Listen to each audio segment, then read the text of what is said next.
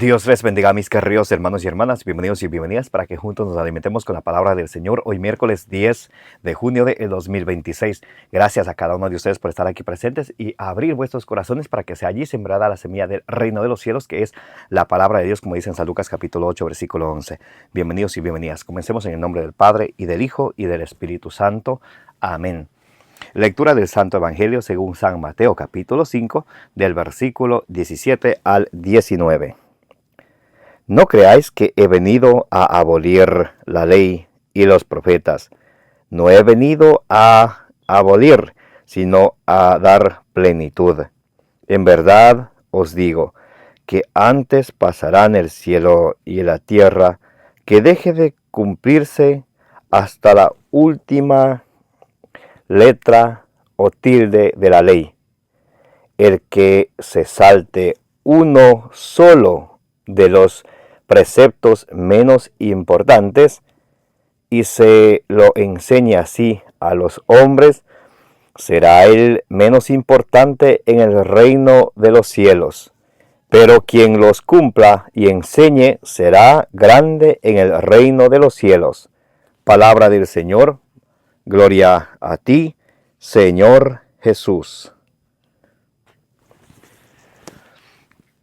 Santo y divino Espíritu de Dios, llénanos plenamente de tu luz, de tu sabiduría, de tu conocimiento, para que, alimentados por tu palabra, la pongamos por obra, perseverando en ella, demos mucho fruto y alcancemos la salvación. Así sea, en el nombre del Padre, y del Hijo, y del Espíritu Santo. Amén. Mis queridos hermanos y hermanas, bienvenidos y bienvenidas. Gracias por estar aquí para que nos dejemos iluminar por la palabra de Dios, que es la lámpara para nuestros pasos, la luz en el sendero de nuestra vida, nos dice el Salmo 119, versículo 105. Hoy estamos leyendo San Mateo capítulo 5 del versículo 17 al 19. Son 3 versículos, pero con una enseñanza tan profunda. Nos habla acerca de nuestro Señor Jesucristo, como dice en Hebreos capítulo 1 del versículo 1 al 2, que Dios habló a su pueblo por medio de los profetas. En los últimos tiempos nos habló a través de su Hijo único Jesucristo. Ahora, ¿qué hizo Jesucristo con la ley? ¿La abolió? Dice el versículo 17, Mateo 5, 17, no he venido a abolir la ley, sino a darle su plenitud. O sea, nos vino a traer lo definitivo. Por eso en Marcos capítulo 9, del versículo 4 en adelante, cuando en la transfiguración de nuestro Señor Jesucristo se aparece Moisés, que representa la antigua alianza, Elías, que representa a los profetas, una voz viene del cielo de nuestro Padre Celestial y dice, escucharon Pedro, Santiago y Juan, este es mi Hijo, escúchenlo. O sea, tenemos que escuchar ¿a quién? A Cristo. Por eso más adelante Jesucristo, por ejemplo, en San Juan capítulo 14, del versículo 16 al 23, nos habla de que tenemos que cumplir sus mandamientos. En el capítulo 15, versículo 10, San Juan 15, 10, dice Jesús, como yo cumplo los mandamientos de mi Padre. Jesús cumplió con todos los preceptos de la antigua alianza, con los mandamientos de la antigua alianza. Entonces dice, como yo he cumplido los mandamientos de mi Padre, ustedes cumplan mis mandamientos. Por eso San Pablo en Gálatas 6:2 dice que tenemos que cumplir los mandamientos de Cristo. Muy importante. Quiero leer con ustedes el catecismo de la iglesia, que es muy, pero muy importantísimo. Recuerden, el catecismo de la iglesia no se aparta de la Biblia. No es que estoy dejando la Biblia de un lado y poniendo el catecismo por encima de la Biblia. No. Para nosotros los cristianos católicos, la Biblia es el libro más importante porque es la palabra de Dios puesta por escrito. Recordemos que también está la Sagrada Tradición y la Sagrada Escritura. Estas deben ser interpretadas por el magisterio de la Iglesia, conformado por el Papa y los obispos, para que ustedes y yo no caigamos en ninguna confusión o herejía. El Catecismo nos explica lo que la Iglesia nos enseña. ¿Cuál Iglesia? La que Cristo fundó en el año 33, la Iglesia Católica. Muy bien. Quiero leer lo que el Catecismo enseña acerca del Antiguo Testamento y el Nuevo Testamento. Dice el numeral 121. El Antiguo Testamento es una parte de la Sagrada Escritura de las que no se puede prescindir. Sus libros son divinamente inspirados y conservan un valor permanente.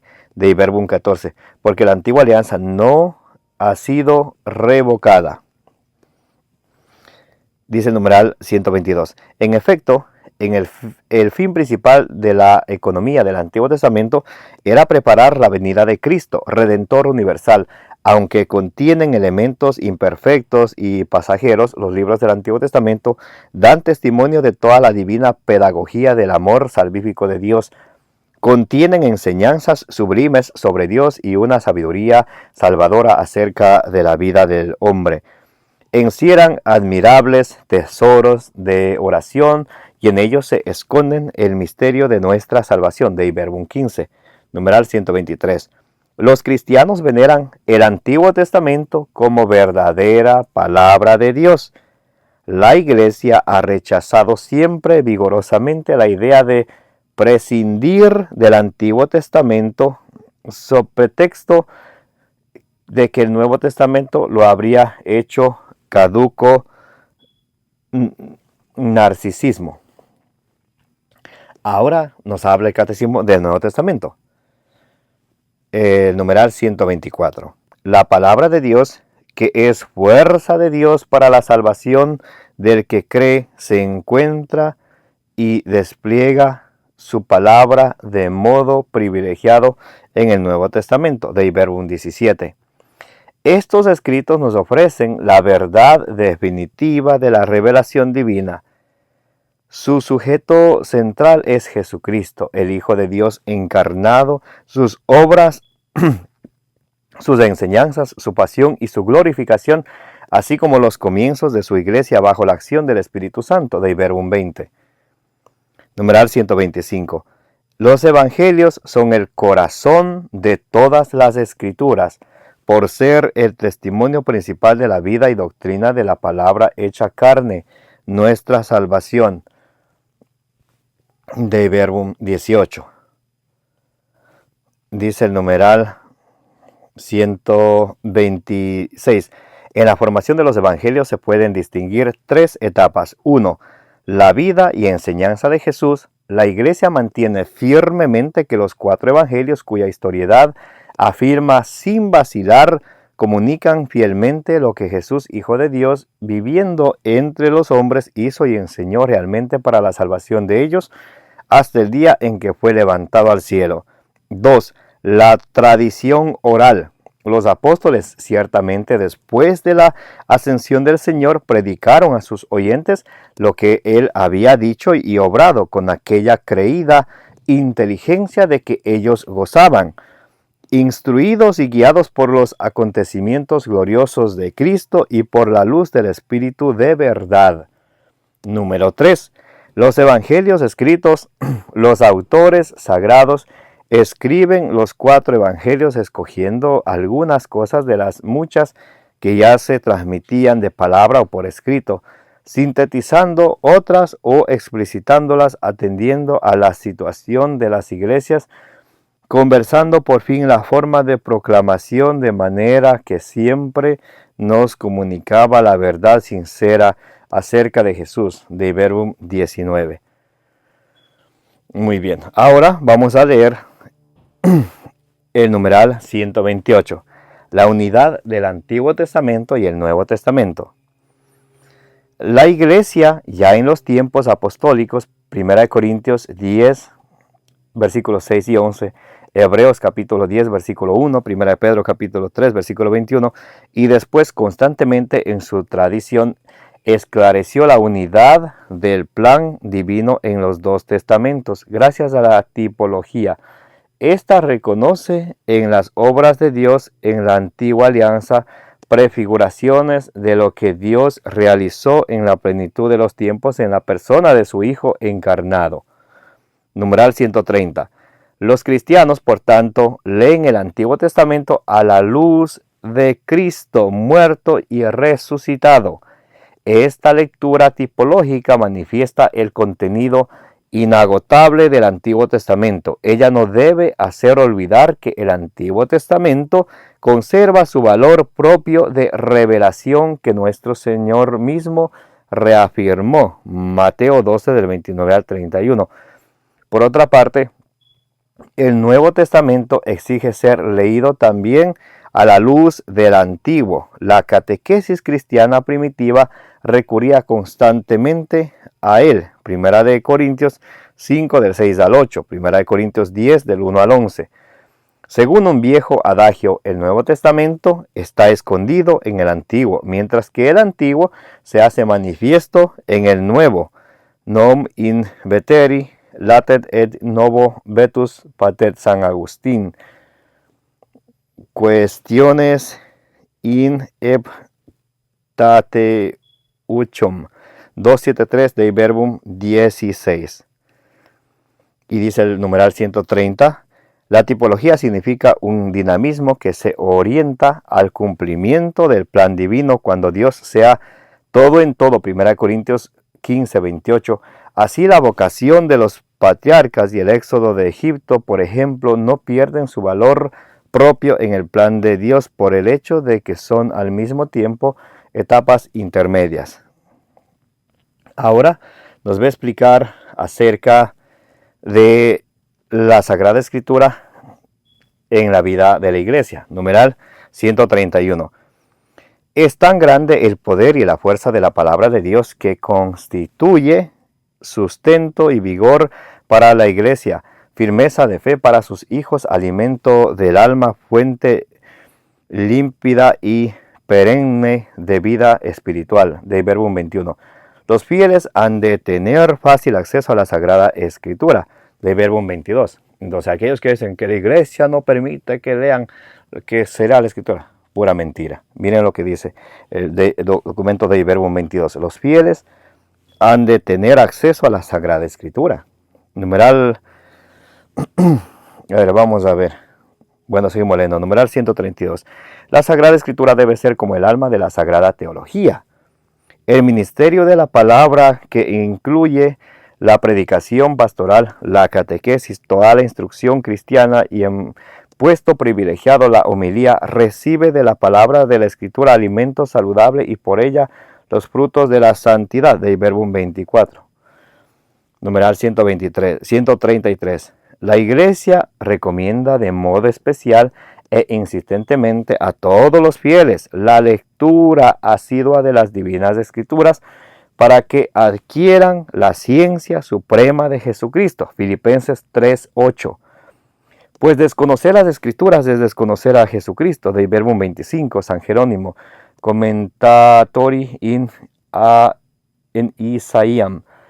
Prólogo CCL 73:1, PL 24:17. ¿Se dan cuenta ustedes cómo la Iglesia enseña que los fieles debemos leer la Escritura, como leímos ahorita en el numeral en De Verbum 22, que les repito, dice: los fieles han de tener un fácil acceso a la Escritura? Y el numeral 133, cuando alguien a ustedes les diga: es que los católicos no leen la Escritura, es que los curas esconden las Escrituras. Mentira del enemigo. Recuerden, Juan 8:44 dice que el diablo es padre de toda mentira. Escuchen, ustedes leen el catecismo número 33. O le preguntan, ¿dónde dice eso en el catecismo? ¿En qué documento enseña la Iglesia que los fieles no tienen que leer la Escritura? Miren lo que dice el numeral 133. La Iglesia recomienda de modo especial e insistentemente a todos los fieles a la lectura ácida de las divinas Escrituras para que adquieran la ciencia suprema de Jesucristo. Filipenses 3:8. Y cita una frase de San Jerónimo que dice: desconocer las Escrituras es desconocer a Jesucristo. Y dice el numeral 134. Toda la Escritura divina es un libro, y este libro es Cristo, porque toda la Escritura divina habla de Cristo y toda la Escritura divina se cumple en Cristo. Hugo de San Víctor de Arca Noé, 2:8, PL 176, 642C, y Vid 2:9, PI 176 y 642 al 643. Numeral 135 del Catecismo de la Iglesia dice: las Sagradas Escrituras contienen la palabra de Dios y porque están inspiradas son realmente palabra de Dios. De Verbum 24. Numeral 136. Dios es el autor de la Sagrada Escritura, porque inspira a sus autores humanos, actúa en ellos y por ellos da así la seguridad de que sus escritos enseñan sin error la verdad salvífica. De Verbum 11. 137. La interpretación de las Escrituras inspiradas debe estar sobre todo atenta a lo que Dios quiere revelar por medio de los autores sagrados para nuestra salvación. Lo que viene del Espíritu solo es plenamente percibido por la acción del Espíritu. Orígenes, homilía in Exodum 4:5. 138. La Iglesia recibe y venera como inspiradas los 46 libros del Antiguo Testamento y los 27 del Nuevo. 139. Los 4 evangelios ocupan un lugar central, pues su centro es Cristo Jesús. 140. La unidad de los 2 testamentos se deriva de la unidad del plan de Dios y de su revelación. El Antiguo Testamento prepara el Nuevo Testamento, que éste da cumplimiento al Antiguo. Los 2 se esclarecen mutuamente, los 2 son verdadera palabra de Dios. La Iglesia siempre numeral 141. La Iglesia siempre ha venerado la Sagrada Escritura como lo ha hecho con el cuerpo de Cristo. De Verbum 21. Aquella y este alimentan y rigen toda la vida cristiana. Para mis pies, antorcha es tu palabra, luz para mis senderos. Salmo 119, versículo 105 e Isaías 54. Mis queridos hermanos y hermanas, tenemos tantísimo que aprender de la iglesia. Bendito sea el Señor que ha fundado su iglesia para que sea nuestra madre y maestra, como dice el Catecismo de la Iglesia 2030, como dice 1 Timoteo 3:15, que la iglesia es la columna y baluarte de la verdad. Que el Señor les bendiga y les guarde, como dice el número 624, que la Santísima Virgen María, junto con todos los santos, intercedan por cada uno de ustedes, de vuestras familias y del mundo entero. Me llamo Carlos Pauta. Si Dios permite, el día de mañana continuaremos compartiendo con ustedes la palabra de Dios.